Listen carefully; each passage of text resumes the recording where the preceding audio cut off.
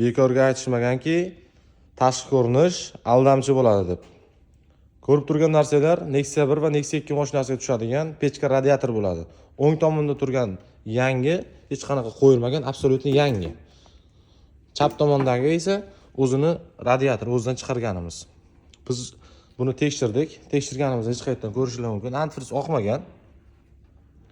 Keyin o'zim dilim interesga agar antifriz pechka radiatordan bo'lmaydigan bo'lsa, o'zim bu yonimdan to'layman deb buni tekshirish uchun mana shu tomonni bitta ochganimda ko'rishingiz mumkin. Mana holati.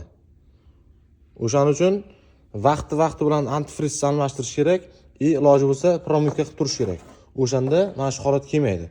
Nima uchun pechka radiator test qiladi degan savolga mana javob olishingiz mumkin. Pechka radiatori suv kanali o'ta ingichka va tonki bo'ladi. O'shaning hisobiga test bo'ladigan narsa pechka radiatori bo'ladi. Xizmatlar bo'lsa aloqaga chiqasizlar, ishlarni kачественно qilib berishga harakat qilamiz.